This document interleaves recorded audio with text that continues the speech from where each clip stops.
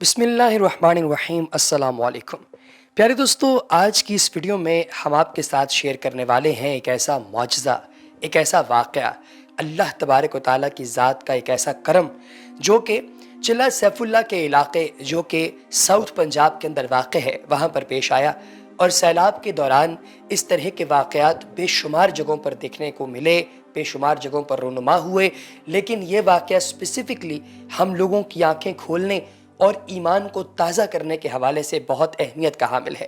لہٰذا اس ویڈیو کو آخر تک ضرور دیکھیے گا تاکہ آپ کو اس وقت سیلاب کی کیا صورتحال ہے اس حوالے سے بھی بتایا جائے اور اس معجزے کے بارے میں بھی بتایا جائے۔ ویڈیو میں آگے بڑھنے سے پہلے آپ تمام احباب سے گزارش کہ اگر آپ نے ابھی تک ہمارے چینل کو سبسکرائب نہیں کیا تو چینل کو سبسکرائب کیجئے، بیل آئیکن یعنی گھنٹی کے نشان پر کلک کیجئے اور کمنٹ سیکشن میں اپنی قیمتی رائے کا اظہار ضرور کیجئے گا۔ پیارے احباب، چلہ سیف اللہ جو کہ ساؤتھ پنجاب کے اندر موجود ہے، اس جگہ پر سیلابی پانی سے بہت زیادہ تباہی و بربادی ہو سکتی تھی۔ اس جگہ کو ریڈ الرٹ اور ریڈ زون کے اندر بھی رکھا گیا۔ بے شمار لوگوں نے اپنے گھروں سے سامان باندھ لیا تھا۔ انہیں لگتا تھا کہ کچھ ہی دیر میں سیلابی پانی کا ریلا یہاں پر آئے گا اور سب کچھ بہا کر لے جائے گا، اس لیے وقت سے اگر ہم یہاں سے نقل مکانی کر لیں تو بچنے کے چانسز ہیں۔ اسی سوچ کے ساتھ لوگ یہاں سے نکلنا شروع ہو گئے۔ دوستو، آہستہ آہستہ جب لوگ یہاں سے نکل رہے تھے تو ایک جانب کچھ افراد ایسے بھی تھے جنہیں اللہ کی ذات پر یقین تھا کہ کچھ بھی ہو جائے ہمارے گھر یا پھر ہمارا علاقہ پانی میں نہیں ڈوبے گا۔ اب ایک عجیب کشمکش کا عالم تھا۔ شام کے وقت اہل علاقہ کو ریڈ الرٹ مل گیا کہ کچھ ہی دیر میں یہاں پر سیلابی پانی آ جائے گا اور تمام گھروں کو، دکانوں کو، گلیوں کو، بازاروں اور مارکیٹس کو ملیا میٹ کر دے گا۔ دوستو، کچھ لوگ تو وہاں سے بھاگ نکلے جبکہ کچھ کا ایمان بہت ہی مضبوط تھا۔ انہوں نے اپنے ہاتھ میں اللہ پاک کی کتاب یعنی قرآن کریم، جس کی حفاظت کا ذمہ خود اللہ کی ذات نے لے رکھا ہے، اسے لے کر اس سیلابی پانی کی گزرگاہ کے درمیان آ کر کھڑے ہو گئے۔ ان لوگوں کی جانب دیکھ کر باقی لوگ یہی سوچنے لگے کہ شاید یہ بے وقوف ہیں، پاگل ہیں، اپنی جان خطرے میں ڈال کر یہ سیلابی ریلے کے آگے آ کر کھڑے ہو گئے۔ کیا ان کو اندازہ نہیں کہ یہ سیلابی ریلا کتنا خطرناک ہے اور ان کی جان خطرے میں ہے؟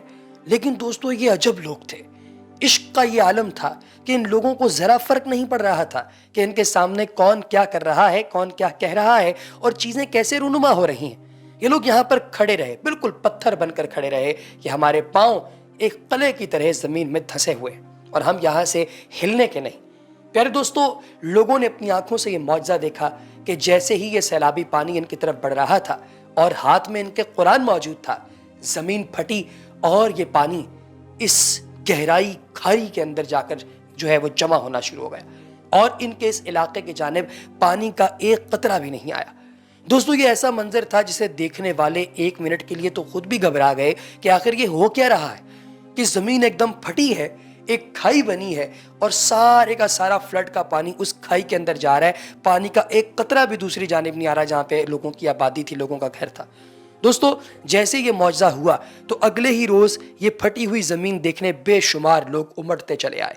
آپ لوگ اپنی سکرین پر اس وقت وہ کلپ بھی دیکھ رہے ہوں گے جس کے اندر زمین پھٹتی ہوئی دکھائی دے رہی ہے اور پانی اس کے اندر اکٹھا ہوتا دکھائی دے رہا ہے۔ پیارے دوستو، پاکستان میں جب بھی سیلاب آتے ہیں تو دبے دبے لفظوں میں اکثر افراد اس کی وجہ انڈیا کی جانب سے پانی چھوڑنا قرار دے دیتے ہیں اور کچھ لوگ بے حیائی اور جو اس وقت پورے ملک کے اندر فحاشی پھیلی ہوئی ہے اس کو اس کا ذمہ دار قرار دیتے ہیں۔ ہم اس ٹاپک پہ بات نہیں کریں گے، لیکن ہم یہ بات ضرور کریں گے کہ حالیہ سیلاب سے متاثرہ جو علاقے ہیں وہ بالکل مختلف ہیں۔ سیلاب کی تباہ کاریوں کا آغاز بلوچستان، سندھ اور جنوبی پنجاب سے ہوا اور اب خیبر پختونخوا کے کچھ علاقے بھی اس کی زد میں ہیں اور بلوچستان کا جو ایک بڑا خطہ ہے وہ بھی اس سے متاثر ہو رہا ہے۔ اس وقت پاکستان کے صوبہ خیبر پختونخوا میں جو سیلابی صورتحال دیکھی جا رہی ہے وہ دراصل دریائے کابل، سوات اور اب دریائے سندھ میں آنے والے سیلاب کے باعث ہے۔ کچھ روز پہلے پاکستان کے وفاقی وزیر ماحولیاتی تبدیلی نے ایک پریس کانفرنس میں کہا تھا کہ ہم ایک جگہ کے حوالے سے تجزیہ کرتے اور اس کا احاطہ کرنے کی کوشش کرتے تو معلوم ہوتا کہ کوئی اور جگہ بارش یا سیلاب سے متاثر ہوئی ہے۔ یہ انتہائی غیر معمولی صورتحال ہے جس کی نظیر نہیں ملتی۔ پیارے دوستو، سوال یہاں پر یہ پیدا ہوتا ہے کہ عموماً پاکستان کے شمال سے شروع ہونے والی مونسون بارشیں بلوچستان اور سندھ میں کیوں جا برسیں؟ اور اس دوران جب پورا ملک سیلاب سے متاثر ہے تو کیا وجہ ہے کہ وسطی پنجاب قدرے محفوظ ہے؟ اس بارے میں جب موسمیاتی ماہرین سے ہم لوگ تفصیل جو ہے وہ حاصل کرنے کے لیے رابطہ کرتے ہیں تو وہ بتاتے ہیں کہ حالیہ سیلاب کی وجوہات جاننے سے پہلے یہ جاننا ضروری ہے کہ پاکستان میں موسم گرما کے دوران موسمیاتی صورتحال کیا رہتی ہے اور اس دوران بارش برسانے والے مونسون سسٹمز کہاں سے آتے ہیں اور عموماً کہاں برستے ہیں۔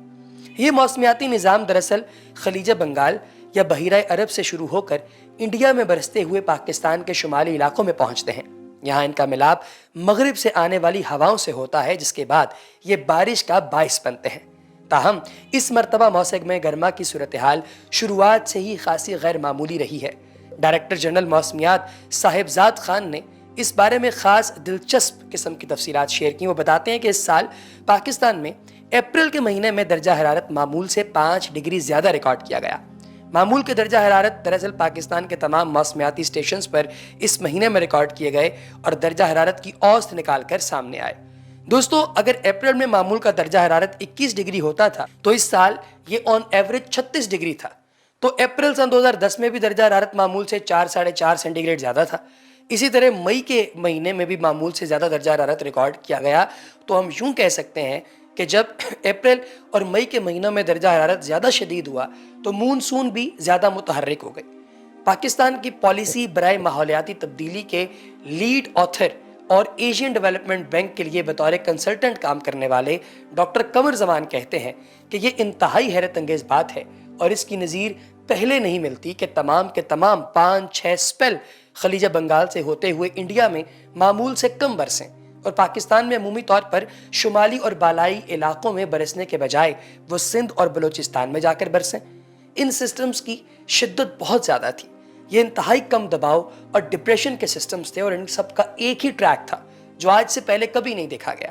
یہ سب ایک ہی طرف سے ہو کر گزرے ہیں اور عام طور میں بلوچستان میں مونسون سسٹم نہیں جاتے تھے اور مغربی موسمی سسٹمز کے ذریعے بارشیں ہوتی تھیں۔ اس مرتبہ یہ پیٹرن تبدیل ہوا ہے اور سندھ سے ہوتے ہوئے مونسون سسٹمز بلوچستان میں داخل ہوئے۔ تو اب اس بارے میں کہتے ہیں کہ عام طور پر ہوا کے کم دباؤ والا علاقہ اس دفعہ بلوچستان اور سندھ میں تھا جس نے خلیج بنگال اور بحیرہ عرب سے آنے والے موسمی نظام کو پوری قوت سے اپنی طرف کھینچا ہے۔ کہتے ہیں کہ اس کی مثال یوں لیجئے کہ جب جون میں ملک کے دوسرے حصوں میں بارش تھی تو بلوچستان کے علاقے نوکنڈی وغیرہ میں درجہ حرارت 35 سینٹی گریڈ سے زیادہ تھا۔ یہ صرف بلوچستان تک ہی محدود نہیں تھا بلکہ ایران میں ایک اہواز اسٹیشن ہے، وہاں 5 اگست کو 53 ڈگری سینٹی گریڈ ریکارڈ کیا گیا ٹیمپریچر۔ تو یعنی اوورآل جو گلوبل وارمنگ ہے وہ بھی اس کی ریزن تھی جس کی وجہ سے پاکستان متاثر ہو رہا ہے، اور اللہ تبارک و تعالیٰ نے اگر خیر کا معاملہ کیا تو یہ بہت جلد ختم ہو جائے گا اور خدائے بزرگ و برتر سے بہتری کی ہی دعا کرنی چاہیے۔